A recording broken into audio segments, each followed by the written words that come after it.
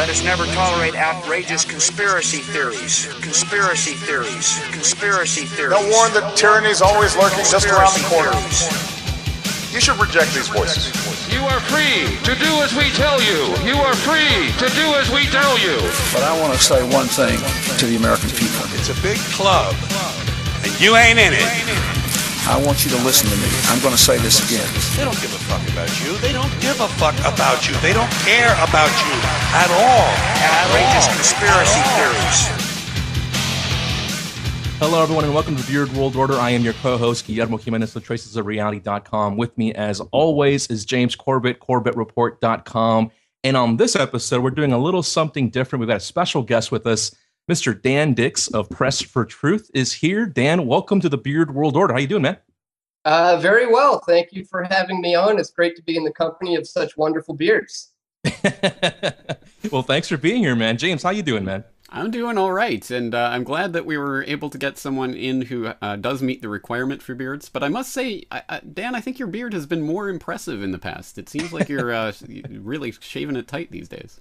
There was a time when it was a little more enchanted than it is now, so I've cut back on that slightly, but it still holds power, trust me. I don't doubt it. I think we were all quite fond of the enchanted Dan look, but this works. This is good.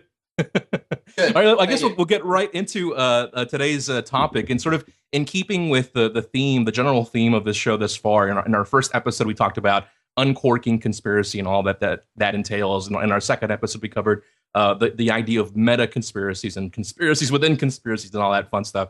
And on this episode, we're going to talk about what could perhaps be considered the mother of all conspiracies, Bilderberg and secret societies. And so I'd like to say here at the outset that while I personally find these issues extremely fascinating, I am by no means an expert on them. So when it comes to things like perhaps the origins or the influence of these individual secret societies throughout history, I might defer to you guys on that stuff. But to get started, actually on that note, I wanted to ask you guys, kind of throw this out there to both of you and see how you want to go about this. Should we start with sort of a general introduction to what we're discussing here with Bilderberg specifically, or should we just jump right into the advanced course for our audience here?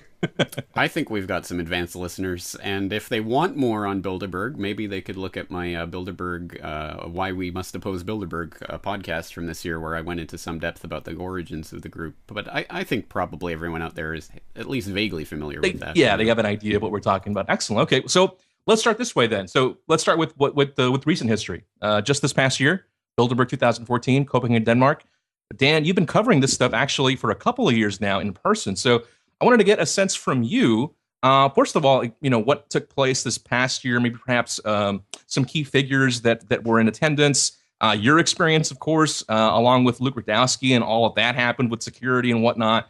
And then perhaps we can maybe go backtrack a little bit. I'm actually curious to hear from you specifically about what your experience has been like in the last few years and how you think Bilderberg itself may have evolved, perhaps, with the times, let's say, or perhaps its perception has evolved. So your thoughts on that, man? Sure. Well, I think both sides of the Bilderberg group conferences has evolved. The meetings themselves and the protests that take place at these meetings. The first time I ever went there was in 2006, and it's a completely different world than it is now. Last year in London, there were thousands of people showing up.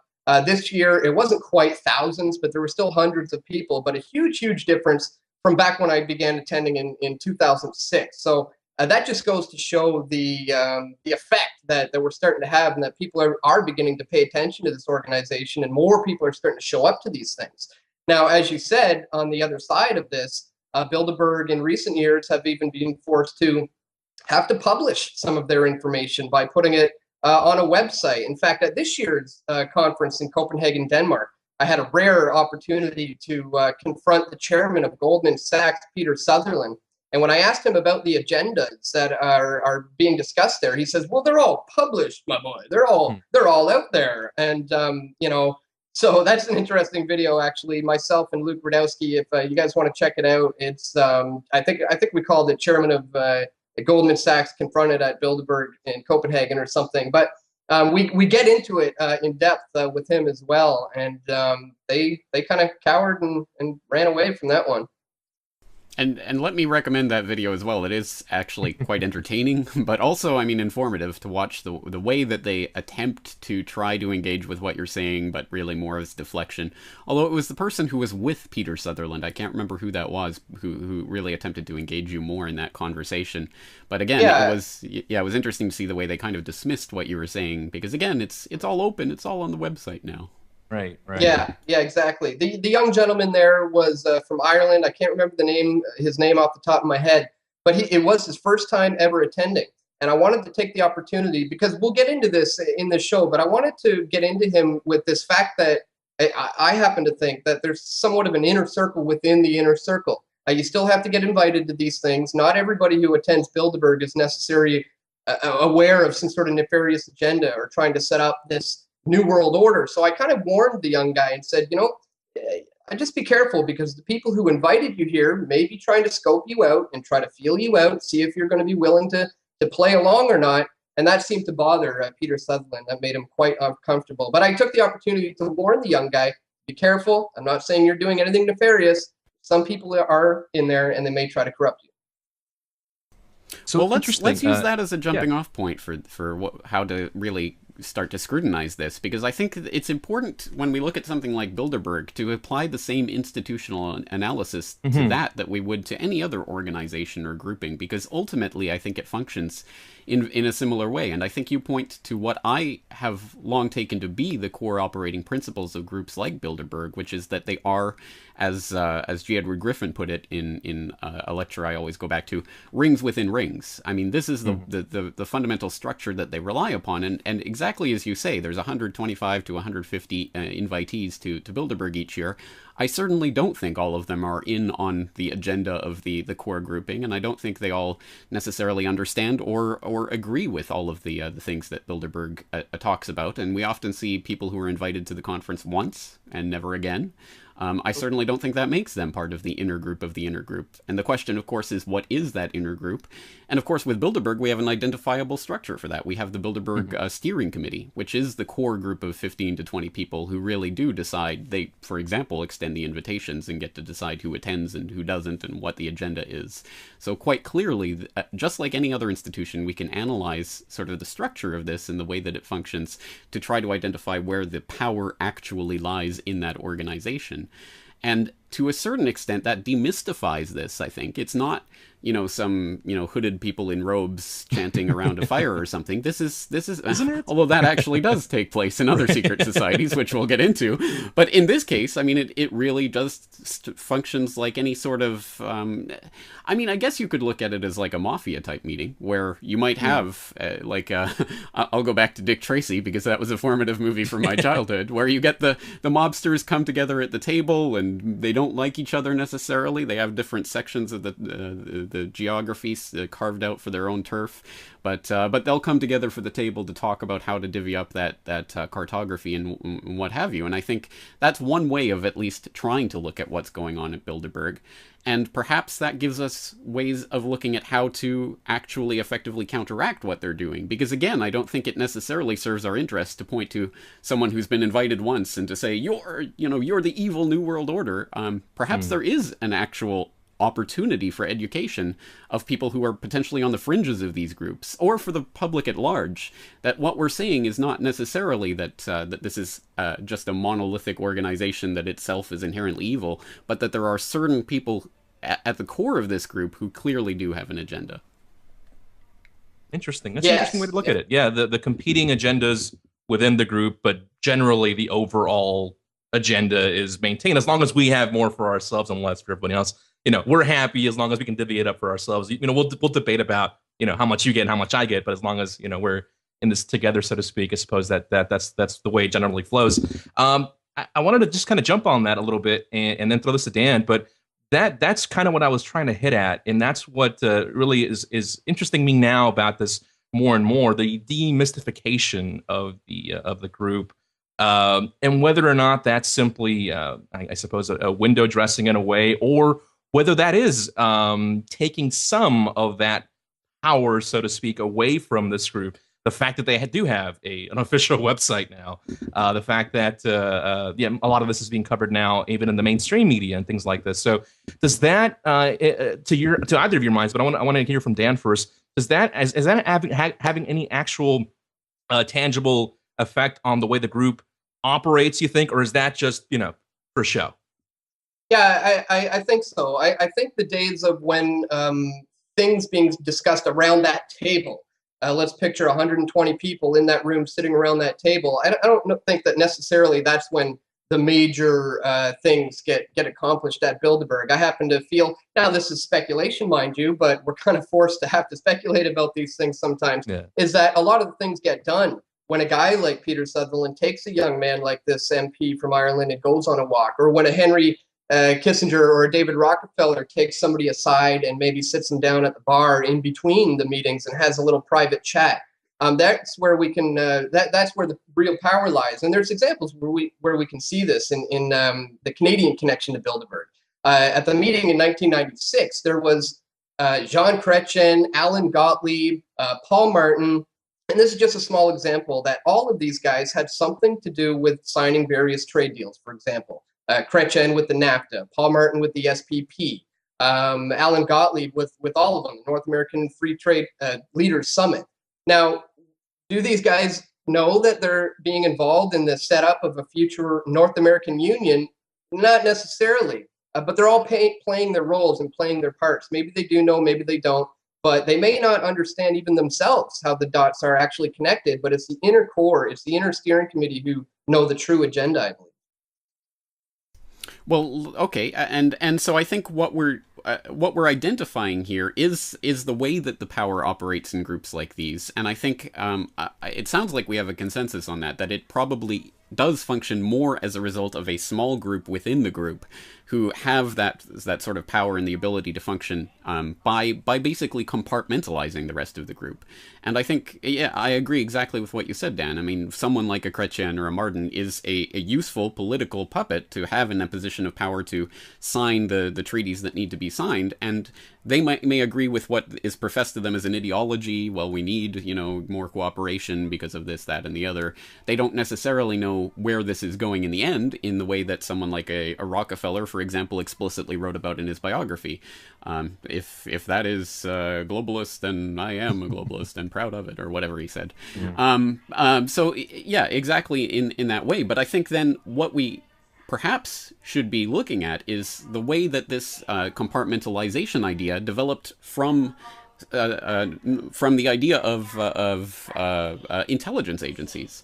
I mean, I think that's the way that, for example, the CIA or the NSA or these other groups, as a loud speaker truck drives by in the background, I'm not sure you can hear that. I think that's the way that these intelligence agencies function, is through compartmentalization. So only a very few people within those agencies have any idea what the broader agenda of that is being aimed at actually is, and everyone is just serving their one little role. And I suppose if we draw this back away from just Bilderberg itself to the larger question of secret societies, I mean, I think that ultimately secret societies are and were the basis for intelligence agencies, and I think we see a lot of connection between those and the way that those function. So I think whatever institutional analysis that we're bringing to the table when it comes to something like Bilderberg is the same type of analysis that we should and could fruitfully apply to something like the CIA or the NSA. Because again, it's not that every single person involved in the FBI, for example, is knowingly a part of a plot to create terror plots in order to bust them or what have you, but that may be the sort of institutional, the way that power is institutionally wielded by the few people in the positions to direct that organization.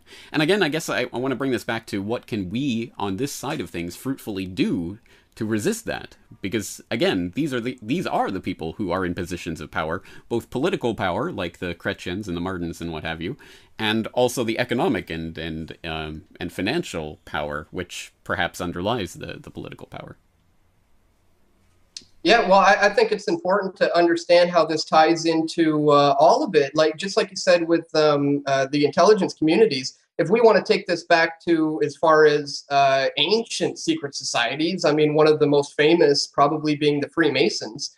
I mean, we know that there's compartmentalization. There's less and less that you know in the lower ranks, and you begin to get more knowledgeable in the organization as you go through. Albert Pike even wrote in his book that the first 3 degrees are but the outer portico, and they're there, just for show, basically. But the true meaning of the symbols to Masonry, for example, are held for the adepts, he says. And so there's always this concept of an outer ring, and then there's an inner, more esoteric ring that has the true knowledge. And like you said, let's look at how this operates in Bilderberg and intelligence communities and secret societies, because it seems to be a key way to operate.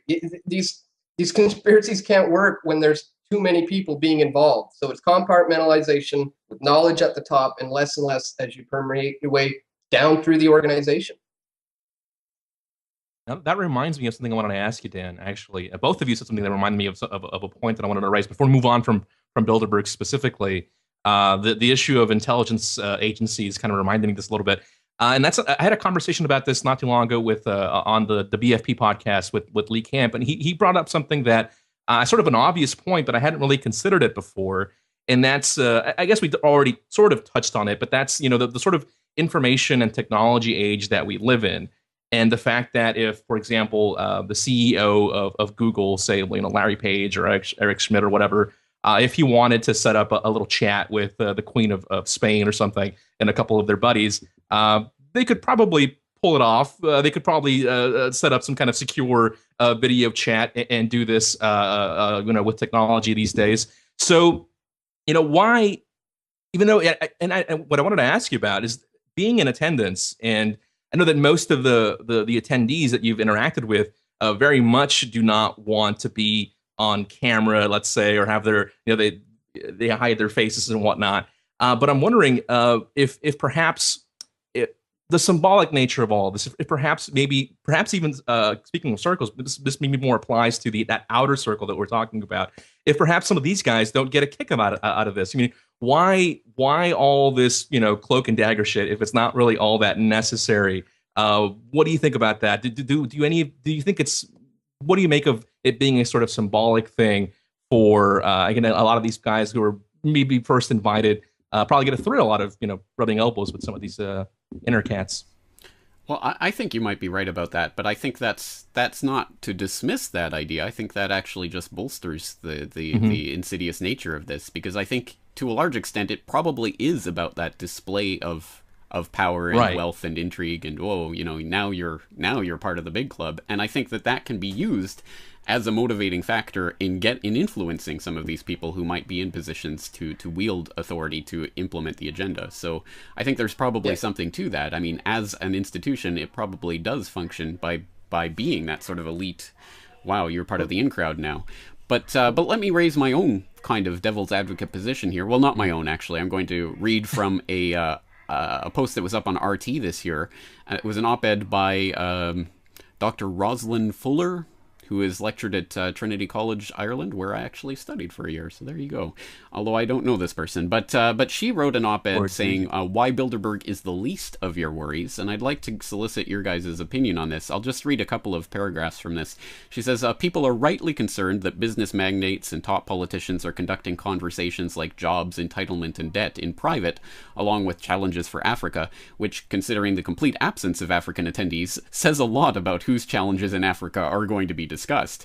My guess would be that Chinese and Western leaders attempted to carve out their respective roles on this resource-rich continent. Which is interesting, because I don't know if there were Chinese attendees this year. But anyway, I think we can all agree that these politically relevant conversations should be happening in public, and that your ability to enjoy an occasional cocktail schmooze with politicians should not be tied so tightly to the size of your bank account. However, where critics go wrong is in seeing Bilderberg as a cause instead of a symptom. Bilderberg is an important conference, particularly when it comes to coordinating transatlantic strategy, but it is only one of literally hundreds of meetings between business and politicians on the calendar.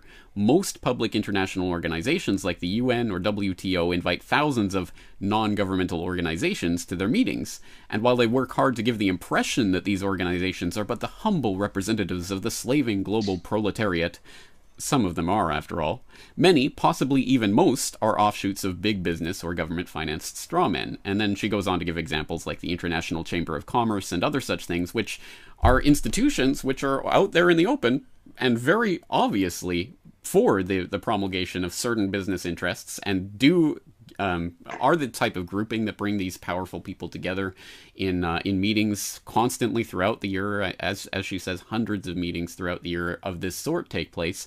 Why then is Bilderberg seen as the core of this, or why is it of particular note? And I suppose I have my own response to this, but I'd be interested to get your guys' take on how do we address this concern.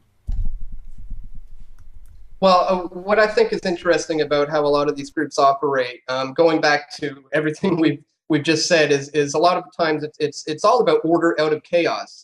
You were mentioning, why, nowadays you could set up these types of meetings over Skype or something like that. Well, today, funny enough, is actually the 4-year anniversary to the day today of the G20 in Toronto, and that's a good example. People often wonder, why do these organizations show up to these towns? Everybody knows how dangerous they are and how hated they are. Couldn't they have a meeting on a yacht somewhere? Couldn't they have it on Skype? Well, sometimes they want that clash. Sometimes again, it stems down to the order out of chaos sometimes. And that very well could be what's going on with Bilderberg as well. I don't know if that addressed what you were mentioning there, Jay. To a certain extent, yeah. Guillermo? No, yeah, that's actually, that was the question that I had. It's sort of similar to what, I think we lost Dan for a second, maybe not. I think I lost both of you, actually. I'm here. Oh, okay. Well, you were perfectly still. So Sorry. Dan also is just being perfectly still. No, he definitely did drop. Yeah, it was going to happen. It was going to happen. This is why they meet in person, because they don't want to deal with shit like this. That's why. I think Dan answered the question that I had, basically, as to why perhaps these guys decide to meet in person, because they have to expect this, right? They have to expect that natural curiosity that stems from all the secrecy. They have to expect that now, in again, this information age, that people are going to organize, people are going to show up, people are going to have their cameras and do all these things. They have to know all this. They're not stupid, of course. And so, yeah, that you do have to wonder, then why? Why do you go through it? And to my mind, it does seem like it's, again, we're speculating, but I guess if I wanted to psychologize these people a little bit, I would say that they must enjoy it to some extent. It must be symbolic in some way to hold that much power, I suppose, to be able to just 100 of these guys meet in one place and all eyes on them for a short time. That must mean something to them on some level. As far as your question, James, about I don't know who this was again, the person you were reading from, but I guess there's something to that. I guess I have the same sort of question as far as what makes this event more special or unique than any other congregation of the world's elite. Is it all the secrecy? Is it because it's been kept for so long out of the public eye, and only recently have we learned more and more about it? Is that what has made it special? Is the inherent secrecy is what made it so special, or is it unique in and of itself? And I guess I want to throw that to either of you to get that to sort of answer. Yeah, I am not sure. I guess it's possibly a bit of both. Really, I don't know, James. Well, I suppose my response would be to agree with what Dr. Fuller is writing in this op-ed. I do think that Bilderberg is not the cause so much as the symptom of a larger phenomenon that does take place throughout the year. So in that respect, I don't think it's any more deserving or less deserving of any other particular grouping of being exposed and subject to the same type of scrutiny. However, I mean, one thing you could say is that Bilderberg probably is slightly more elite than a lot of these other conferences that take place, just in terms of the firepower of the people that they're able to bring together. There aren't a lot of conferences that are of that caliber, and the extent of the secrecy that goes on surrounding this does. I mean, again, in this day and age, as we say, in the information age, it is, I suppose, different now that it's sort of slightly been let out of the bag, and there is at least there was a fair bit of media coverage last year in England, and it was talked about on national TV, so it's not exactly functioning in the same way that it did 10, 20, 30, 40, 50 years ago, when it was truly, completely, 100% off the radar of almost every single person on the earth who wasn't an attendee. I think it did function in a certain way back in that era, and it's functioning in a different way in this era. But so I think that the secrecy aspect to it is part of what makes it interesting from the perspective of people who are looking for something to cover. But I think the other thing is that I think we need a focal point to direct our attention to, and I hope that it doesn't stop at the, well, we must oppose Bilderberg. I mean, I hope it continues on to the logical conclusion that we must be opposed to these types of confluences of power and meetings and secret compacts that are entered into behind the scenes, no matter when and where they're taking place. And just as an example of something that is potentially, I mean, as ominous, or at least in the same league of ominousness as Bilderberg, it comes from Andrew Gavin Marshall, who wrote an article at about the same time as Bilderberg this year. Back on the 2nd of June, he wrote an article about the International Monetary Conference, which is not something I was familiar with before reading this article, and I would venture to say most people in the audience aren't either. But he does this, he's doing a series on the IMC and who they are and where they meet and all of this. And basically, a lot of the attendees from Bilderberg packed up their bags in Copenhagen and then went to this International Monetary Conference that was taking place in Munich. So it's even some of the same people are involved in this. And again, it's a nefarious conference of central bankers and private bankers coming together, talking about banking regulations and things of that sort. Again, a similar kind of grouping of power, talking about issues that would best be served if there was some scrutiny to these issues. Why isn't the IMC getting anything like the kind of scrutiny? Why isn't it even known, let alone the Bilderberg Conference? But then again, if the IMC became the focal point of our protest, then there'd be another organization, right, and another. I mean, I think the point has to be more of an institutional analysis of how these groups in general work, and I think Bilderberg is a very good focal point to that, because again, it comes around every year, and every year people can sort of concentrate their firepower on it and hopefully have an effect on that. And I think that's doubly effective because, again, not only does it hopefully actually undermine what they're doing at Bilderberg to whatever extent, but then I hope it also helps to encourage the resistance movement. Because, again, the more success that we have, the more that we understand that the power really does lie with us. And conversely, the more failure that we have, the more that people get disheartened and demotivated and basically disengage. So I think there's reasons to concentrate on a group, and why not Bilderberg? I mean, it is I think an important and influential group, and I think it does deserve the scrutiny that we're giving to it, like many other organizations do. But I think that would be my answer. Excellent point, man. Good point. Dan, anything else to add to that, or shall we move on to some other secret societies? So speaking of things that, or people or gatherings that meet yearly, another secret society, I guess no show on secret societies would be complete without bringing up Skull and Bones and Bohemian Grove, right? So why not bring that up?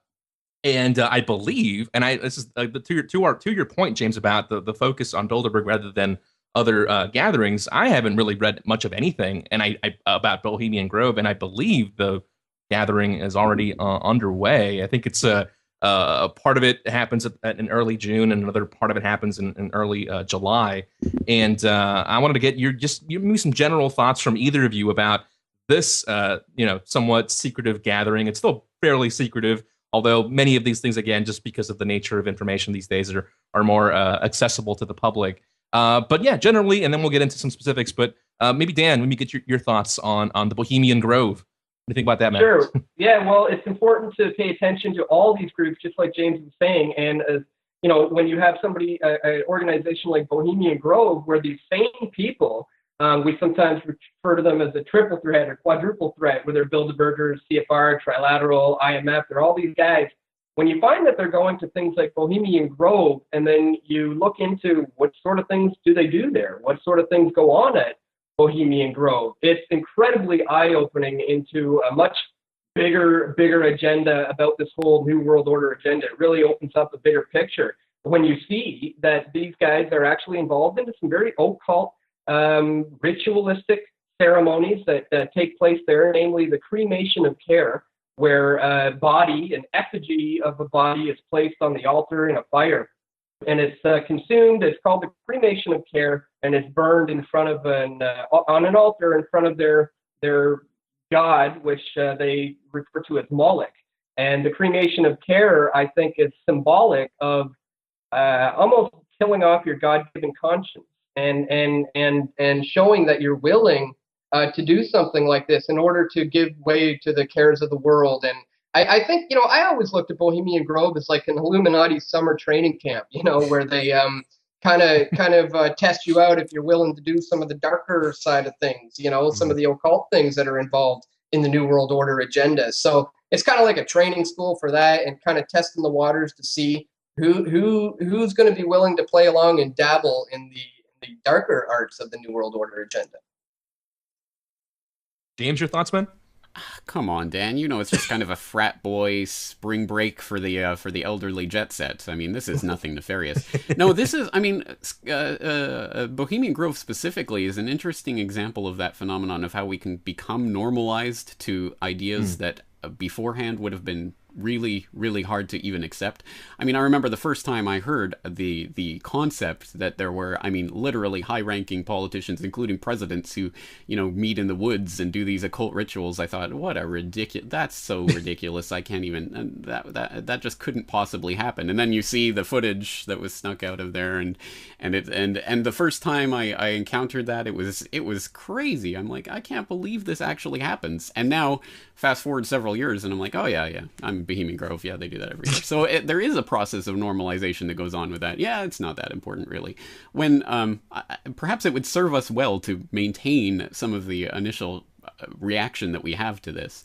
But I suppose, well, again, let's play some devil's advocate with this, because when Bill Clinton was confronted once by someone, I can't remember the context or what the person was talking about, but one thing that he brought up was Bohemian Grove, and Bill Clinton said, oh yeah, that thing where Republicans go and run around in the woods and piss on trees. Yeah, I'm not a member of that. And I suppose to a certain extent he's right. I mean, it is predominantly a Republican institution, and all of the politicians and others who are identified with it are certainly right-leaning.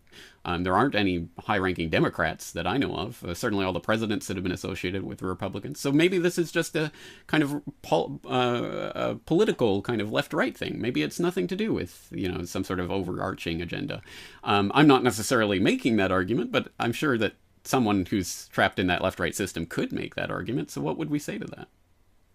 Interesting. No, yeah, that's a good point, man. And to your point earlier, though, about how this has become normalized, I think you're absolutely right. And I think I have to check myself even, because I think it's happened to me as well. I know exactly what you're talking about. When I first heard about it, you're like, holy, are you serious? They're really doing this out in the woods and nobody knows about this.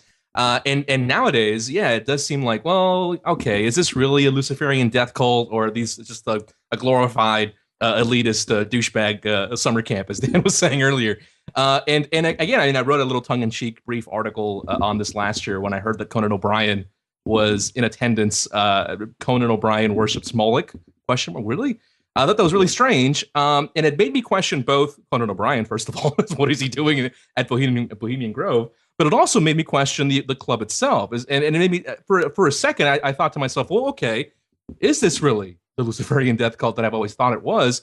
Or is it just a glorified club, as you say, for maybe right-leaning politicians to go out, blow off some steam, and perhaps while they're there, maybe, dish out what their latest, plans are for whatever they might be, scheming up.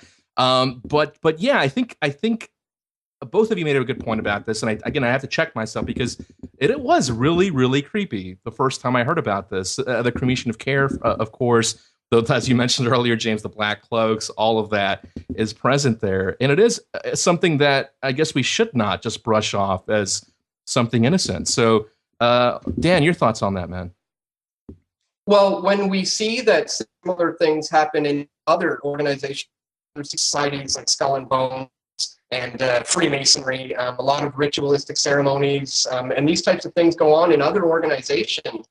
I think it's safe to say that it's not necessarily all just simply political here, or just a bunch of frat boys getting together having fun.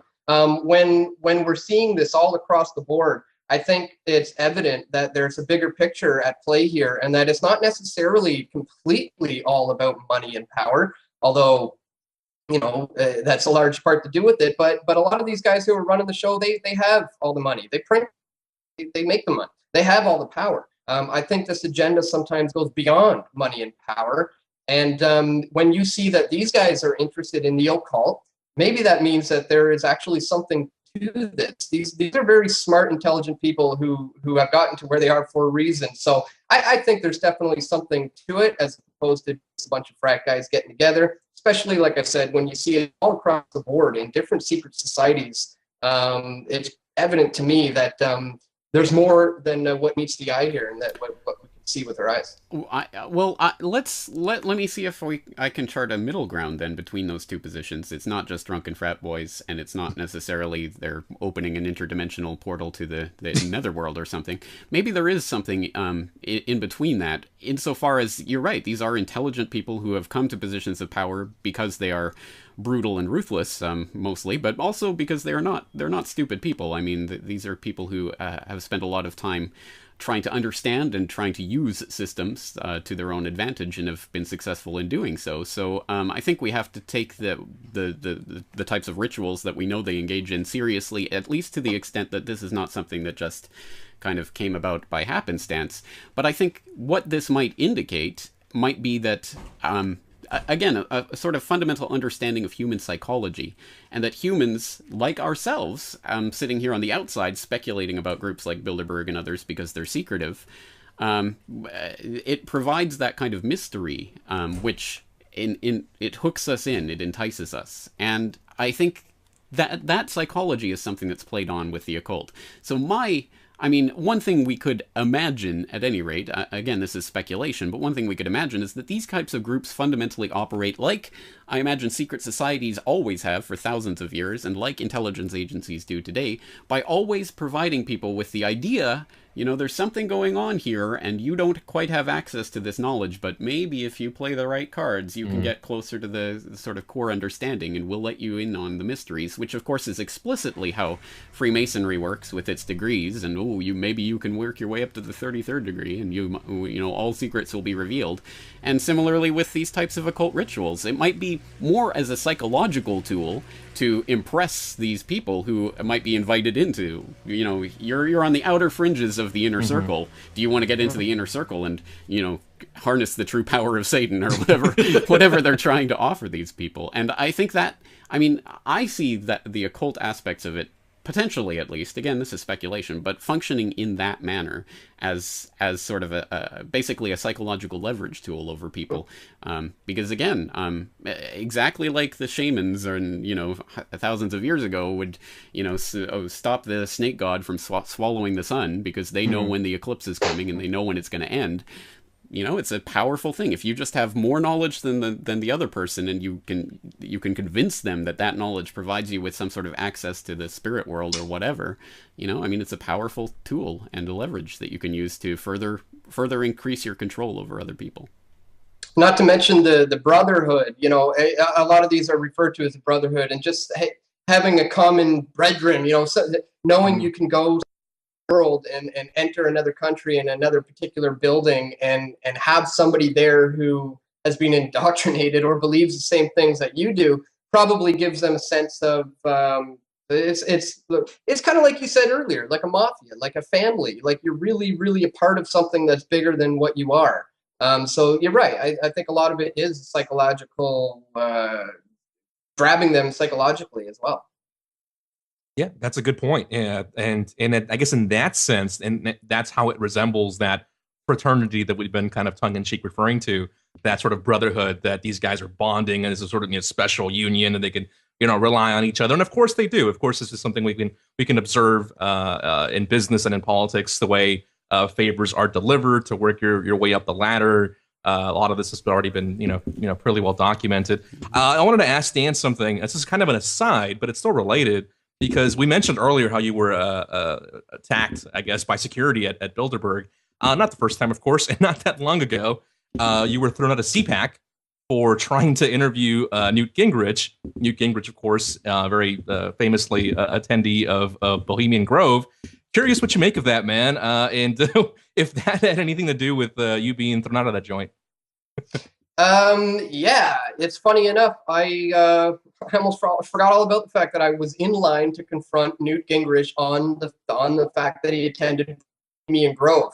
And it was there at CPAC, and I don't know, I was in the line for maybe 10, 15 minutes when they just came straight up to me, a couple guys in suits. They got a little white thing in their ear, and they come up and they say, "You, out of the line." And they pulled me aside and were checking my pockets, checking my ID, and they just said, "We know who you are. We know what you're here to do." And they just kicked me out and said, "If I don't leave, I'll be arrested." The exact same thing did end up happening this year in Bilderberg when those hotel clerks held me down there after we confronted the organizing committee. One of them said, "We know who you are and we know what you do." And you can hear me in this video say, "You know who I am. What am I trying to do? What do you mean, you know what I do?" So I don't know. I don't know how much info these guys have on me, but both those times I was set aside as I was, doing something. And the second time I ended up getting full blown arrested, taken downtown and put in the police station in Copenhagen, Denmark. There. So I don't know. Maybe that's a sign that me and Luke are onto something here if they're recognizing me in Copenhagen, Denmark. But it kind of sucks because it's hard to do the job when they notice you and just pull you out of the line like that.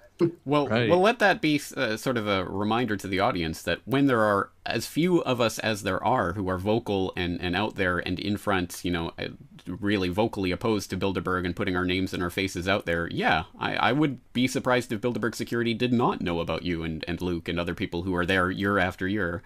I mean, it just makes sense that they would be aware of who you are and what you do. So again, it's just a reminder that when there's a few of us out there doing it, it's very easy to identify and use us as a lesson.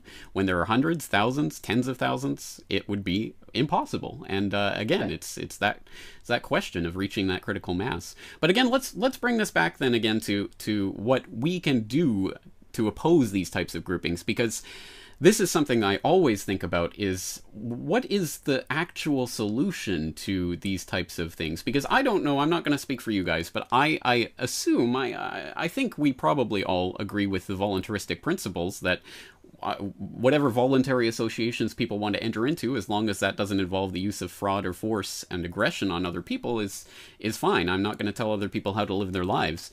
But then what gives us the right to demand these people not meet together? I mean, there's a couple of ways of looking at this, I suppose. I mean, there's the political aspect.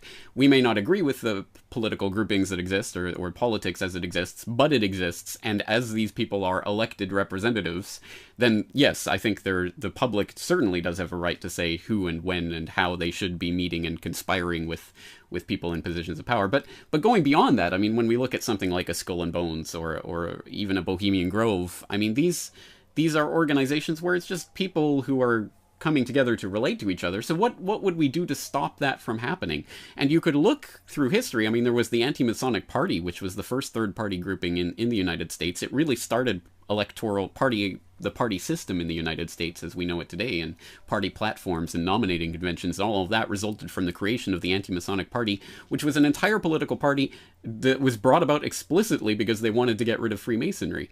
But the question is, how do you do that? I mean, what do you actually do? Do you make a law to say that, to go specifically against a group like the Freemasons and say no one can be a Freemason? Well, that seems a bit arbitrary and ridiculous because, again, they just call it something else and meet in a different way. So do you make it so that people can't meet in private? Or what do you actually do about this? I have my own opinion about this, but I'm interested in soliciting yours.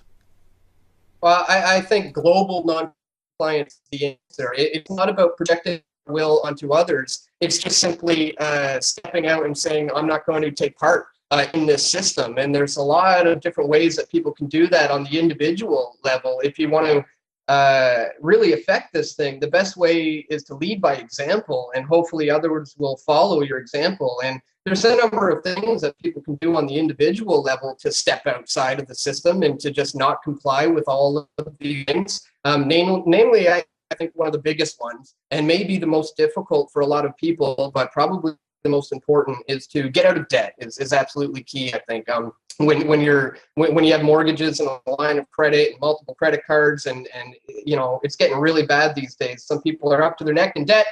The elite have their hands around your neck and they can squeeze at any time. So I think focusing on how you can individually step out of these systems, homeschool your kids, don't own any debt. There's things you can do on the individual basis. And I would just say that that's what it comes down to, leading by example, not telling somebody else what they can or can't do, but simply saying, I choose not to take part in any of this. Hopefully others will follow my example.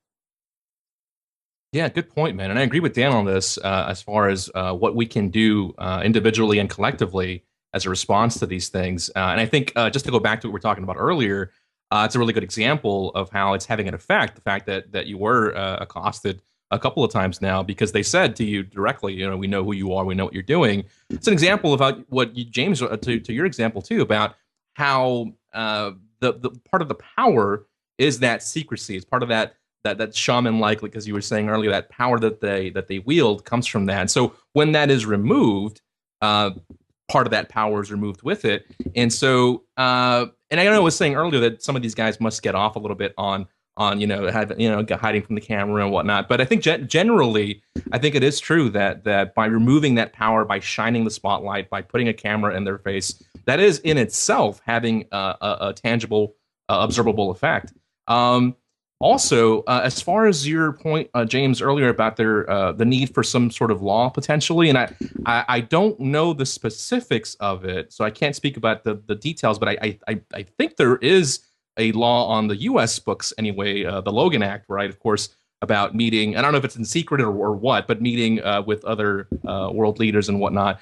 But what you raised, James, opens up a can of worms for me, because this might take us a whole nother hour to discuss, but as you were talking, I was thinking about this, and it's really interesting because you were saying that well, I think it's true that part of the reason why people are so upset that these things happen, that these secret societies exist, that meetings like Bilderberg occur, is because that a lot of the people there are elected representatives of the people. And so because of that, in this sort of system that we currently have, we need to hold these people accountable because they're acting in our name, right? Now, hypothetically, if we were in a stateless society, right, and these people are no longer elected representatives, these secret societies obviously do not go away. They persist, and to some degree or another, they're going to continue meeting in these ways. So then, in that sense, what leverage does the public then have to demand accountability for these people? Or, as you say, should they just be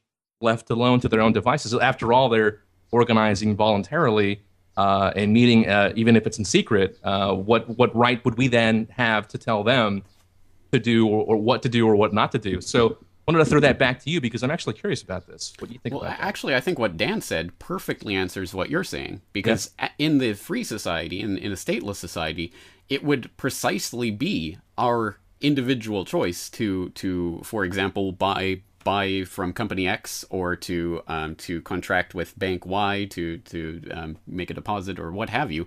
It would be completely our choice. There would be no state telling us, for example, that there's a legal tender law saying that you must have this type of piece of paper in order to pay your taxes and be a legal human being. So that we would have complete choice over what we do. And so, yes, I mean, certainly politicians businessmen and financiers and whatever else, people in positions of influence and wealth could meet together, and presumably would meet together even in a stateless society, but we would have complete control over whether or not we want to interact with them.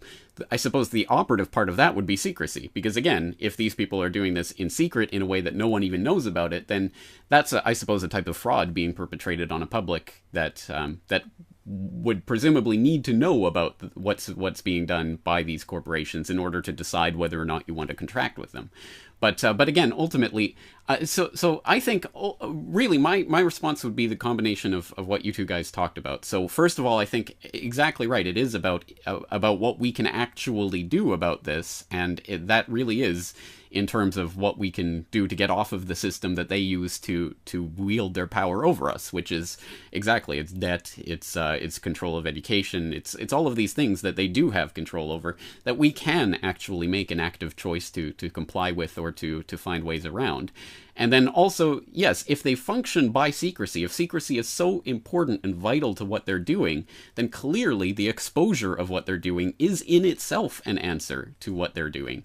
And that's, I understand that's not satisfying to people. They want some sort of more overarching response to this, but I think the exposure itself, it really does undermine their ability to implement their agenda, because it's an agenda that only functions, again, by keeping information from people. If you have more information than other people, you can always use that as a leverage. So if you create an international grouping like the European Union with a single central bank, even though you have, 28 different states or however many are in the Eurozone, all with different economies, and you try to set a single monetary policy, and that is doomed to failure, but you can use that failure that is going to come about as a result of that grouping to argue for even more power. Well, that means we must make it into a single governmental body. We must give more power to the ECB and make the EU into a real government. If that is indeed your end goal, then all you have to do is dish it out bit by bit by bit. Oh no, it's not a European Union. We're just entering into some trade negotiations. And okay, it is a European Union, but that's all. I mean, it's just a way to talk about things between states. Okay, no, actually it's a European Central Bank, and yes, we're going to have a single currency, but that's it. I mean, you keep your individual governments. And now, oh, well, no, you don't need your individual governments. I mean, if you just lead people through the agenda. So again, exposure of the agenda at the beginning is important, because exactly like with the Bohemian Grove example, if you tell people, these politicians are meeting in the woods and doing these rituals and things, people are like, what? You're crazy. But if you just reveal it to them bit by bit by bit, and then they get used to it, that's the way that this functions. So exposure of secrets is absolutely vital to this. And again, what we can actually do to get ourselves off of their pressure points, which is usually around the financial system and the education system and other things that, again, we can choose to whether or not we want to buy from their corporations or whether we're going to find ways around that. The only point that we really don't have any leverage over at this point is the monetary system, which again, I mean, we can choose not to abide by their rules, but that will get us locked in a cage. So, I mean, I think that's really one of the fundamental points that we have to concentrate our firepower on, because it is truly a point at which they have a stranglehold over us. Indeed, yeah. Indeed. Yep. No, and excellent points all around, guys. And I think also, James, just to your point quickly, but I think not only is it not psychologically satisfying to not have an overarching answer for all this, but also to suggest that people should take individual responsibility for their actions and not take on debt, as Dan suggested, and things like that. That's not what they want to hear. What are you going to do for me?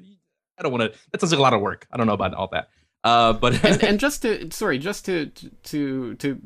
make a more nuanced point, I think that in a stateless society, in a free society with free human beings, again, it doesn't necessarily mean that there won't be such things as credit or what have you, but it just means that we have to be responsible for who we're contracting with for credit. And if you enter into a contract with a bank or whatever for debt, then you have to understand what that institution is and what they're doing with your money and who's really controlling it and all of that, which in our current system we feel we don't have to, because in the US there's the FDIC or similar institutions around the world that take that out of your hands. Oh, don't worry, the government backing up your deposits. Don't worry about who you're contracting with. Bank A is as good as Bank B. Don't look into it, and don't think about your personal choice in this matter. So it's not to say, again, necessarily that all of these things are evil and must be completely rejected. It's just that we have to be very consciously deciding where we put our money, who we interact with, what we do with our time. And the fact that they're trying to take that choice, not take the choice away from us, but try to make that choice meaningless, I think, again, shows that is something that we need to be concentrating on. Exactly. Like a true free market. These guys would have been weeded out, long ago if we truly had a free market. Exactly. Yeah. Indeed. Now, guys, it's about that time to wrap this up. So, closing remarks from each of you before we close out the program. Dan and James, anything else you'd like to add, either about this or just generally? I'll start with Dan here. Anything you would like to say before we close out today's show? No, I mean, fascinating topic. Thanks for having me on to talk about it all. Again, it's of the utmost importance to understand what all these organizations are doing, especially when it goes sometimes beyond money and beyond power. So we have to pay close attention to what they're doing. I've been paying close attention for many years now. People want to check out my work. They can check it out at pressfortruth.ca. And of course, the YouTube channel is youtube.com/weavingspider, which is a little node to the Bohemian Grove, actually. Weaving spiders come not here is their motto. So you can check that out on YouTube, and that is about it. And of course, we will put the links to some of the videos we've been talking about, your arrest at Bilderberg, your confrontation of Peter Sutherland, and some of the others that we've been talking about in the show notes for this. And also, I would just like to, as always, encourage viewer response, listener response to this, to get your take on what we've been talking about. Of course, you're a vital part of this conversation. And on that note, we should go over some of the feedback we received from our previous edition of Beard World Order, where we were talking, for example, about the DoD and its assistance of various movie projects. And on that note, we had an email in from Alf who said, regarding the DoD-assisted movies, the Department of Defense-assisted movies, isn't it a smart thing to do if they want to hide their intention to assist a lot of movies that are about flowers and stuff? It would be stupid to only assist obvious movies. So I think that's a fair point. Obviously, the DoD does want to be involved in a lot of different projects so that the ones that they really want to influence don't necessarily stand out so much. Also, Bruce wrote in to say, regarding the Beard World Order, thoughts from a viewer, why your broadcast style works. Number 1, your calm approach pulls as opposed to pushes your audience to think. 2, you stress the rational thought process. 3, you remain open to opposing views and opinions. 4, you present yourselves as real, ordinary people without reliance on ego, title, or station. 5, you continue to cover very diverse, interesting, and controversial subjects. And 6, lastly, you provide links so the listener viewer can check for themselves and are free to draw their own opinion.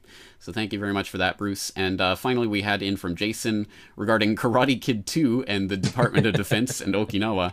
It's a strange one. Yes. Why were they involved? He says, I think they were involved because it involved Mr. Miyagi's return to his home island of Okinawa, an island where nearly everyone still there has an ancestor who was killed in the Battle of Okinawa by an American Marine. Which is a fair point, and also it continues to be an ongoing concern for the people of Okinawa, many of whom are very much opposed to the U.S. military presence there, which continues to happen despite many, many political assurances that it would be moved. So certainly I can see some sort of DoD connection there in trying to make sure that that script certainly excises any such mention of any of the cultural factors around that. But I don't know if I've even seen Karate Kid 2, let alone, even if I have, I certainly don't remember it, so I'm not speaking from any particular viewpoint there. So anyway, thank you for all of that feedback and view and input. And of course, you can all contact us via our various websites with feedback about this conversation. Indeed. Good stuff, guys. Good stuff from the audience. Again, really, really good stuff. Appreciate the feedback. And we should mention, it's been well over a month since our last episode. So we will try to make this a more regular thing on a monthly basis. And we do really I want to echo what James said. Encourage your feedback, encourage your emails. Topic ideas, of course, are also welcome. I'd like to know what you guys want us to talk about for the next show. We've got a month to send those in, so please do so. I guess that about wraps it up for this episode. Again, thank you guys for joining me. Yes, the links will be on the show notes. The links to our respective websites and ways to contact us each will also be in the show notes. So, again, please do that. Come back and join us next month, we hope, we think, right here on the Beard World Order. Thanks for listening. The very word secrecy is repugnant in a free and open society. You are free to do as we tell you. Because people have got to know whether or not their president's a crook. Well, I'm not a crook. For we are opposed around the world by a monolithic and ruthless conspiracy. The Beard World Order. Must Oppose Bilderberg, a podcast from this year where I went into some depth about the origins of the group. But I think probably everyone out there is at least vaguely familiar with that. Yeah, they have an idea of what we're talking about. Excellent. Okay, so let's start this way then. So let's start with recent history. Just this past year, Bilderberg 2014, Copenhagen, Denmark. Dan, you've been covering this stuff actually for a couple of years now in person. So I wanted to get a sense from you. First of all, what took place this past year, maybe perhaps some key figures that were in attendance, your experience, of course, along with Luke Rudkowski and all of that happened with security and whatnot. And then perhaps we can maybe go backtrack a little bit. I'm actually curious to hear from you specifically about what your experience has been like in the last few years and how you think Bilderberg itself may have evolved, perhaps, with the times, let's say, or perhaps its perception has evolved. So your thoughts on that, man? Sure. Well, I think both sides of the Bilderberg Group conferences has evolved.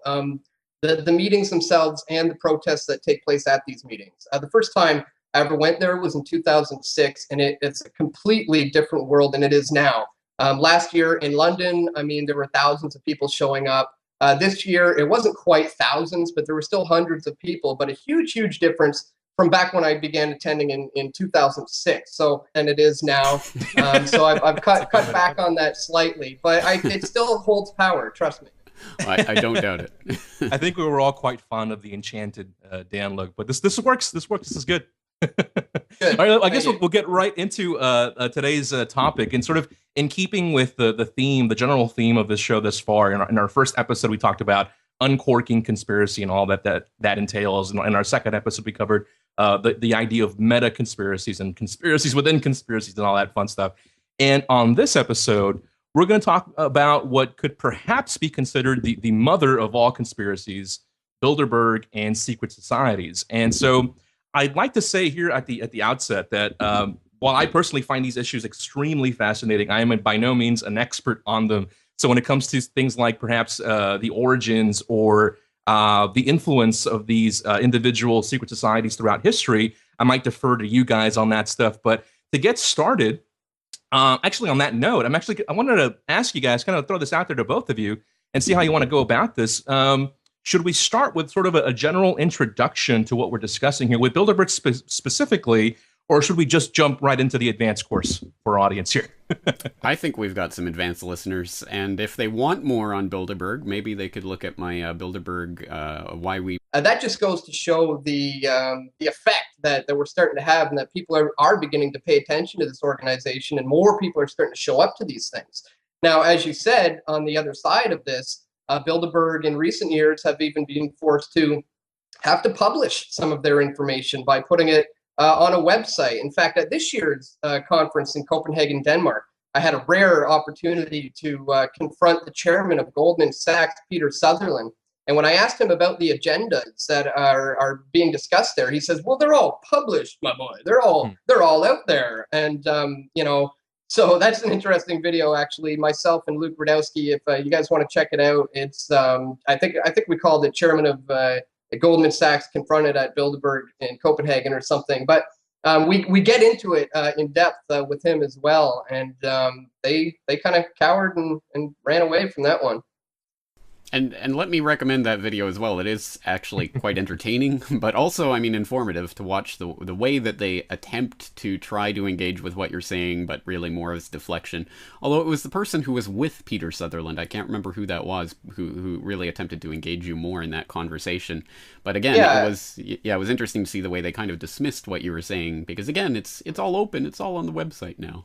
Right. Yeah, exactly. The young gentleman there was from Ireland. I can't remember his name off the top of my head, but it was his first time ever attending. And I wanted to take the opportunity, because we'll get into this in this show, but I wanted to get into him with this fact that I happen to think that there's somewhat of an inner circle within the inner circle. You still have to get invited to these things. Not everybody who attends Bilderberg is necessarily aware of some sort of nefarious agenda or trying to set up this New World Order. So I kind of warned the young guy and said, just be careful, because the people who invited you here may be trying to scope you out and try to feel you out, see if you're going to be willing to play along or not. And that seemed to bother Peter Sutherland. That made him quite uncomfortable. But I took the opportunity to warn the young guy, be careful. I'm not saying you're doing anything nefarious. Some people are in there, and they may try to corrupt you. So let's use that as a jumping off point for how to really start to scrutinize this, because I think it's important when we look at something like Bilderberg to apply the same institutional analysis to that we would to any other organization or grouping, because ultimately I think it functions in a similar way. And I think you point to what I have long taken to be the core operating principles of groups like Bilderberg, which is that they are, as G. Edward Griffin put it in a lecture I always go back to, rings within rings. I mean, this is the fundamental structure that they rely on.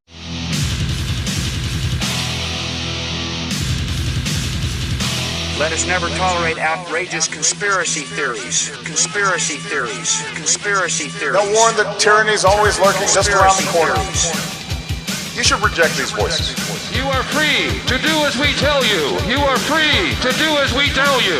But I want to say one thing to the American people. It's a big club, and you ain't in it. I want you to listen to me. I'm going to say this again. They don't give a fuck about you. They don't give a fuck about you. They don't care about you at all. Outrageous conspiracy theories. Hello, everyone, and welcome to the Beard World Order. I am your co-host, Guillermo Jimenez with tracesofreality.com. With me, as always, is James Corbett, CorbettReport.com. And on this episode, we're doing a little something different. We've got a special guest with us. Mr. Dan Dix of Press for Truth is here. Dan, welcome to the Beard World Order. How you doing, man? Very well. Thank you for having me on. It's great to be in the company of such wonderful beards. Well, thanks for being here, man. James, how you doing, man? I'm doing all right, and I'm glad that we were able to get someone in who does meet the requirement for beards. But I must say, Dan, I think your beard has been more impressive in the past. It seems like you're really shaving it tight these days. There was a time when it was a little more enchanted